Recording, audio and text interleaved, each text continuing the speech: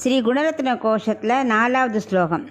யத்ப்ரூபங்கா பிரமாணம் ஸ்திரச்சரரச்சனா தாரதம் ஏ முராரே வேதாந்தா தத்வசிந்தா முரபீத்வரசி யத்பாத சிஹ்னை தரந்தி போகோ போத்காத கேளி சுலுகித பகவத் வைஸ்வரூப்யானுபாவா சானஸ்ரீ ஆஸ்ருநீதாம் அமிர்த லஹரீதி லங்கனீயைரபாங்கை. இப்போ இதுக்குள்ள அர்த்தத்தை பார்க்கலாம்.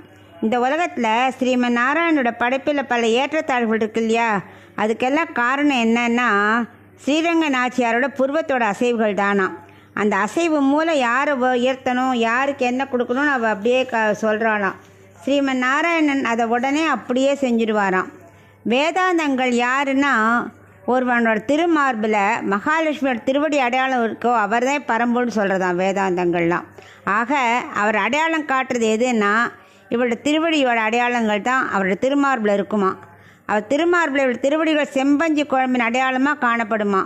இவரோட திருக்கல்யாண குணங்கள் இருக்குல்ல தாயாரோடது, அது எப்படிப்பட்டதுன்னா ஸ்ரீமன் நாராயணன் விஸ்வரூபமே எடுத்து வந்தாலும் அவரோட திருக்கல்யாண குணங்களை முழுமையாக அவராலேயே அறிய முடியாதான். அவருக்கு எப்பவும் அவருடைய தன்மைகளை முழுமையாக அனுபவிக்கவே முடியாதான். இப்படிப்பட்ட ஸ்ரீரங்க நாச்சியோட கடைக்கன் பார்வையால் கடாஷம் எப்பவும் அமிர்தம் நிறைந்த கடல் போல பொங்கி பொங்கி வருதான்.